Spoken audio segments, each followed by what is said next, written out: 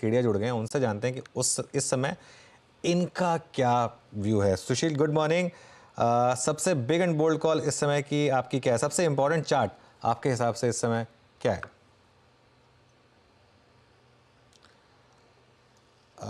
सुशील sorry, शायद आप mute पर हैं। हाँ, मेरी आवाज आ रही है? हाँ जी, बोलिए। पीसीआर से अनुरोध है मेरे स्क्रीन से इस चार्ट को दिखाएं। ये देखिए, यूएस 10 ईयर बॉन्ड यील्ड की चार्ट को मैं सबसे महत्वपूर्ण मानता हूं इस वक्त, क्योंकि एक तरफ जहां बड़े एंटिसिपेशंस बन गए थे, मल्टीपल रेट कट्स आएंगे, एक्सपेक्टेशंस टोन डाउन हो गए, और मुझे लगता है फेड बाजार को फ्रस्ट्रेट करने की तैयारी में है। ये डेली डेली ग्राफ है ईयर यील्ड का। अगले अगले 2-3 दिन कोई हल्का डिप दे दे तो दे दे, उसके बाद मुझे लगता है कत्लेआम मचा देगी ये चार्ट। तो अगर अगर 4% के नीचे जाए बिना, 4.1 के नीचे जाए बिना, अगर ये 5.1 तक आ जाता है तो बड़े सारे बाजार ढेर हो जाएंगे, जिसमें नैस्डैक की चाल ऑलरेडी आप देखोगे रिवर्सल दे चुकी है। देखो, अप एंड लाइन लेटेस्ट चला गया। Any minor rebound in Nasdaq will be a sell, क्योंकि एनवीडिया ने बड़ा रिवर्सल दे दिया है। और ये देखो आप एनवीडिया की चार्ट, जो ये बड़ा रिवर्सल जो आ गया, ठीक है, यहाँ पे हमने एक बार सोचा था शॉर्ट करेंगे, ट्विटर पे भी लिखा था, शॉर्ट कट गया और वो लॉन्ग का ट्रेड आ गया। अब मुझे लगता है एनवीडिया अगर फ्रस्ट्रेट कर दे सबको, 77-75 तक भी गिर जाइए आफ्टर एनी स्मॉल रिबाउंड्स, तो बड़ा करेक्शन हो सकता है वॉल स्ट्रीट पे शुरू हो गया। और एक अंतिम चार्ट इस तर्ज पे आप S&P 500 की देख लो कि इसको भी अब जाना है।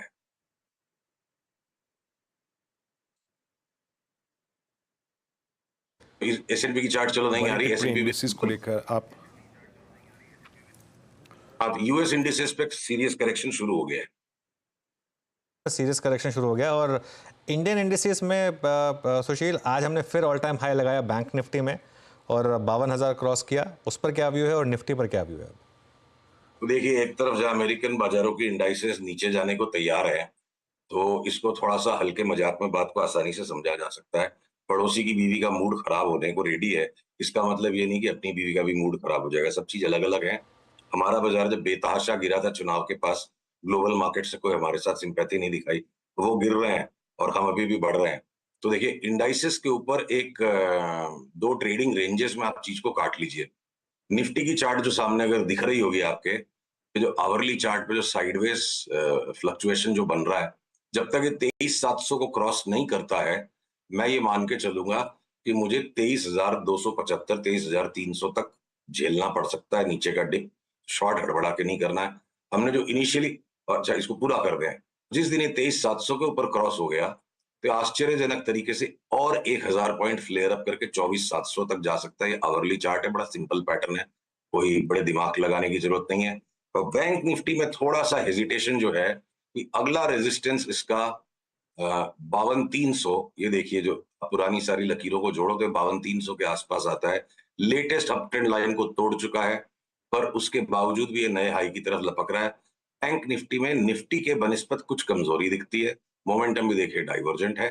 तो हो सकता है कि एक बार बैंक निफ्टी 53,200 दिखा के क्या पता 51,100 हो जाए, पर जब तक वो 51,000 के नीचे नहीं जाती है बैंक निफ्टी, मुझे लगता है शॉर्ट सेलिंग करना बैंक निफ्टी को भी, जो रिलेटिवली निफ्टी के बनिस्बत कुछ कमजोरी दिखा रही है, बड़ी बहादुरी का काम हो सकता है। 51,000 के नीचे जब तक बैंक निफ्टी जाके बंद नहीं होगी, हमारा बायस डिप में ले लेके बेचने का ही रहेगा।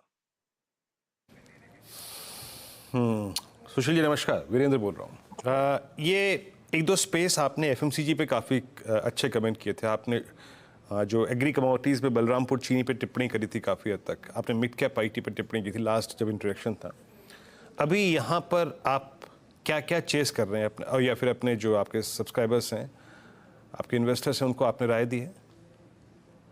देखिए, बाजारों का एक बड़ा पुराना सिद्धांत है, मुनाफे से दुश्मनी मत करो। आपका दांव सही बैठ गया, मुनाफा बनता जा रहा है, बढ़िया ट्रेंड बनता जा रहा है, तो रोज कुछ काम करना जरूरी है, रोज कोई सौदा करना जरूरी है, ये तो किसी शास्त्र में लिखा नहीं। तो मुनाफे से दुश्मनी मत करो। अगर एफएमसीजी सही चल रहा है बिल्कुल, शॉर्ट टर्म में भी मीडियम टर्म में भी, तो हमें उसको छेड़ने की जरूरत नहीं है। स्मॉलर आईटी स्टॉक्स के साथ साथ अब लार्ज कैप आईटी स्टॉक्स भी निफ्टी के इंजन बनने को नजर आ रहे हैं, हमें आईटी में कोई छेड़छाड़ नहीं करनी, हम यथावत बने रहेंगे।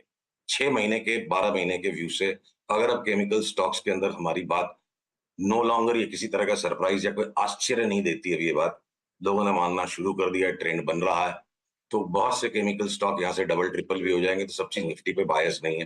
तो जो हमारे अब जैसे शुगर में एक नया मूव आ रहा है और डेवलप होने लग गया, तो छेड़ने की कोई जरूरत नहीं, मुनाफे से दुश्मनी मत करो, चुपचाप बैठो। तो जहाँ चिंता के विषय है वहां हम ज्यादा ट्रेडिंग करेंगे, और जहां पे लेके माल बैठने की जरूरत है वहां कोई छेड़छाड़ की जरूरत नहीं है।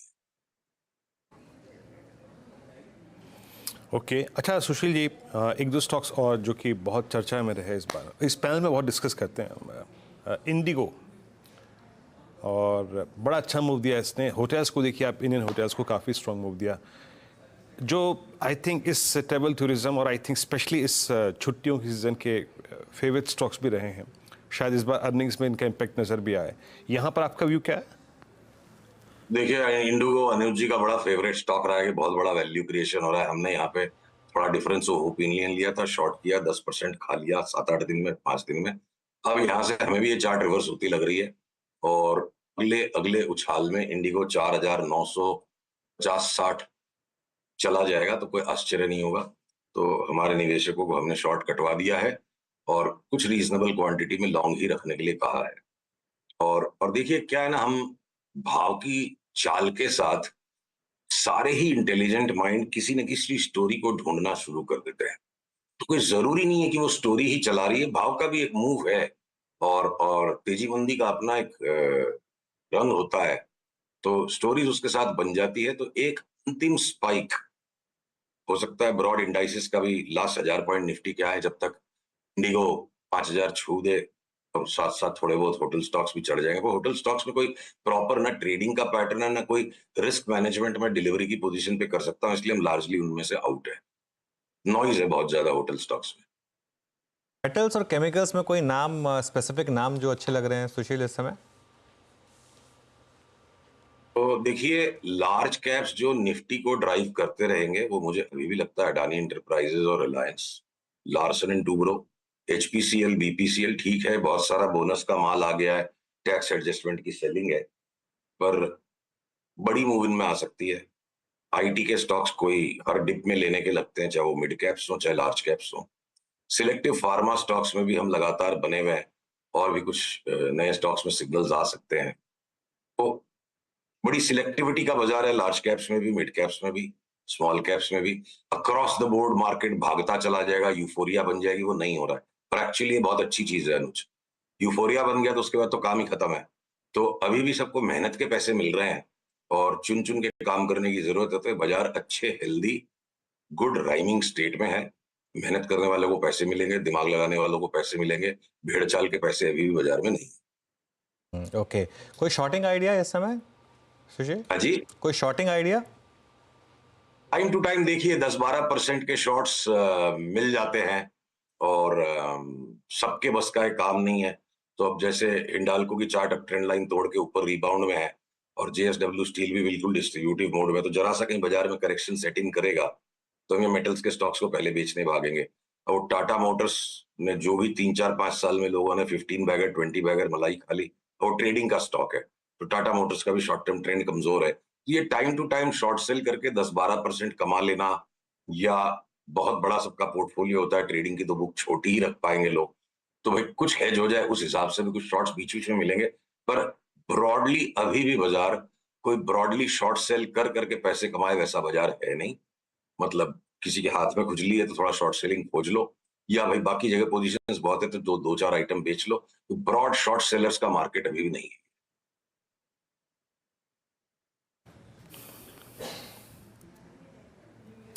ओके, ब्रॉड शॉर्ट सेलर का मार्केट अभी नहीं है। अच्छा, एक दो स्टॉक्स पे और बात कर लेते हैं यहाँ पर लगे हाथ सुशील जी से। सुशील जी, एक दो बास्केट और जिस पर मैं शायद आपका व्यू चाहूँगा, जो कि बहुत स्ट्रॉन्ग रही थी।